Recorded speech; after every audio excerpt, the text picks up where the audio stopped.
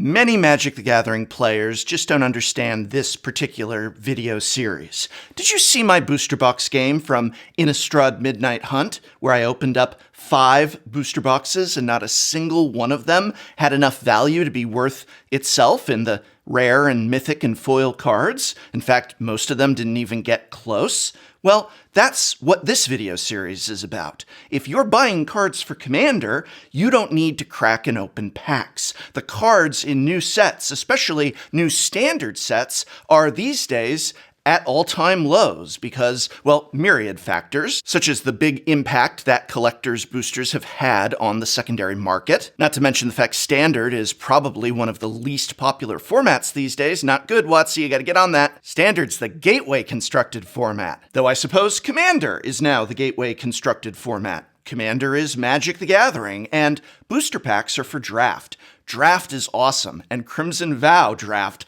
looks really wild. If you have the opportunity to go into your local game store and draft safely, then I cannot recommend that you do that enough, or enjoy going down to pre-release and building sealed. And that's why I think people don't understand this series. It says don't buy Crimson Vow booster packs, just buy these Commander singles instead, because that'll save you money. It's not to say Crimson Vow is a bad set, it's an awesome set. I can't wait to draft it. Again, I really hope you have the opportunity to do it because it's a fantastic Magic the Gathering experience, but just buy these singles if you're looking for Commander.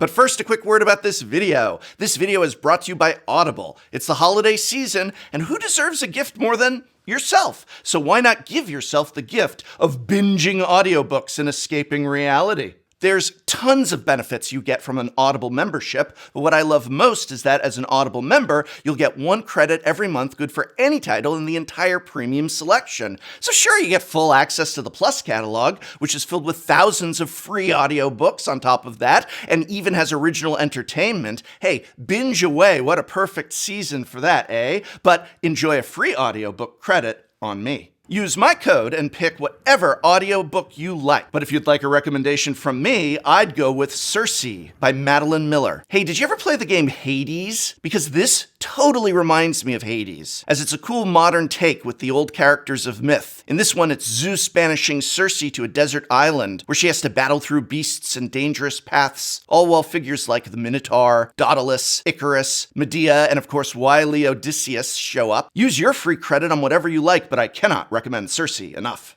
And right now, for a limited time, save 46% on your first 4 months of Audible. That's only $7.95 a month. Give yourself the gift of listening. For more, go to audible.com/Tolarian Community or text Tolarian Community to 500-500. Thank you, Audible, for sponsoring this video.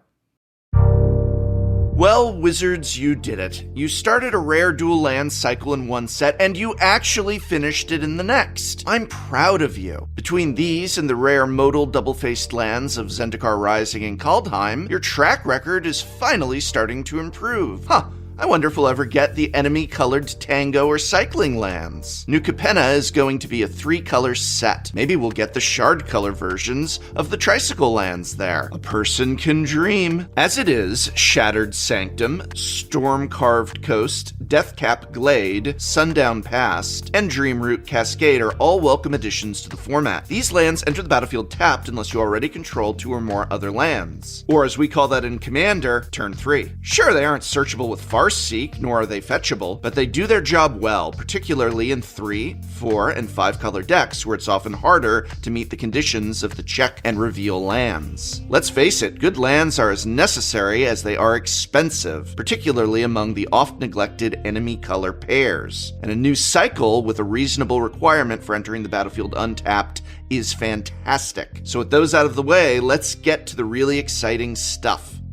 Coming in at number 5 is Glorious Sunrise, a new green enchantment that does a lot. Hold on, a powerful green permanent with versatility? Where have I seen that before? Oh right, nearly every set in the last 3 years. Green really does everything these days. That said, Glorious Sunrise is a powerful enchantment in nearly any deck that can play it. For 3 generic and 2 green, it reads, at the beginning of combat on your turn, choose 1. Creatures you control get +1/+1 and gain trample until end of turn, or target land gains tap add 3 green mana until end of turn. Or, draw a card if you control a creature with power 3 or greater. Or, oh my god, it just keeps going. You gain 3 life. That life gain really puts it over the top, don't you think? Card draw, mana acceleration, an anthem effect strapped onto a trample enabler? What green deck couldn't find a use for this? The ubiquity of excellent green cards in Commander is the only reason this card isn't higher on the list. But Glorious Sunrise fits in with the best of them, and that's why it's my number 5 pick.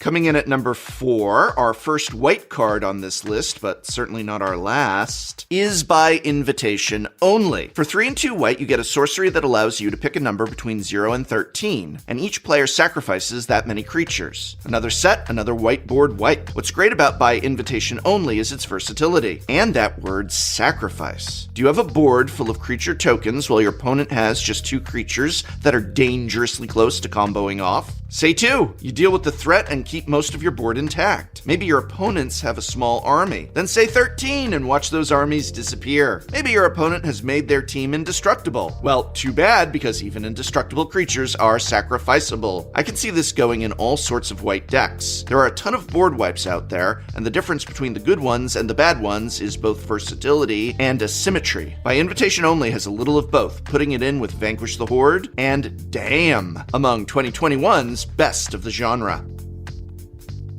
Let's take a brief detour from white and look at its friend blue. Coming in at number 3, we have Hullbreaker Horror, an enormous blue beastie that will horrify your opponents. For 7 mana, 5 generic, and 2 blue, Hullbreaker Horror is a massive, uncounterable 7/8 with flash. Whenever you cast a spell, choose up to 1. Return target spell you don't control to its owner's hand, or return target non-land permanent to its owner's hand. Wait a second, did Disperse just become Remand? Did Remand just become Disperse? Is Chrono Stutter finally playable in Commander? Yes, and no. Any blue Spellslinger deck is going to love this thing. Any blue Sea Creature deck is going to love this thing. Any Simic Value Engine deck is going to love this thing. So, in other words, any Simic deck. All of which will be made more miserable to play against with the help of this. Hullbreaker Horror is incredible, and you should seriously check it out. So what are my top 2 picks from Innistrad Crimson Vow for Commander?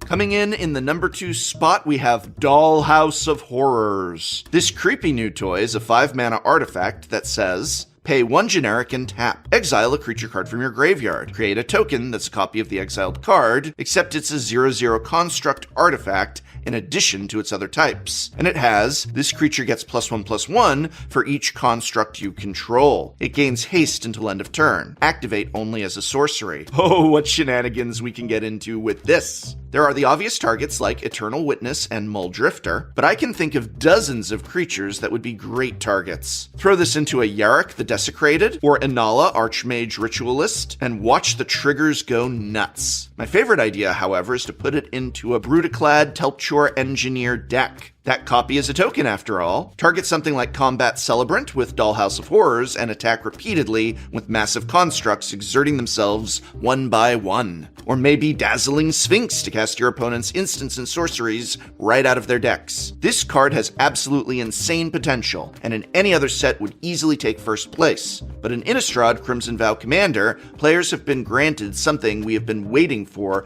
far too long, and Dollhouse of Horrors just narrowly misses out on the top spot. I almost put it there. But what did I go with instead? Well, it's a white card and a little creature that gives us something we've been waiting for a long, long time. It's Welcoming Vampire.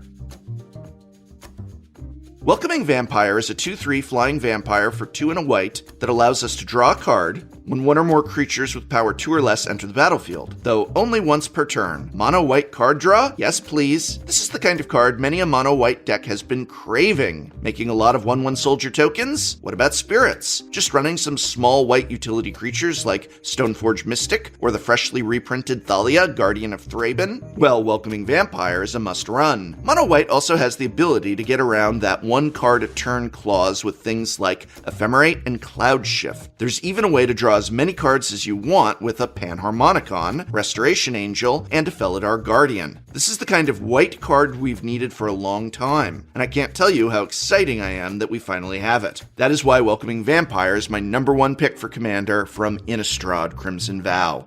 But now I want to hear from you. What cards from Crimson Vow are you most excited to put in your Commander decks? Remember, there's awesome legendaries to build Commander decks around, a lot of them, but I get excited about those cards that go into the 99. Are there ones you want that I didn't mention? Let us know in the comments below. And remember, right now for a limited time, save 46% off your first 4 months of Audible. That's only $7.95 a month. Give yourself the gift of listening. For more, go to audible.com/Tolarian Community or text Tolarian Community to 500 500. Thanks again to Audible for sponsoring this video.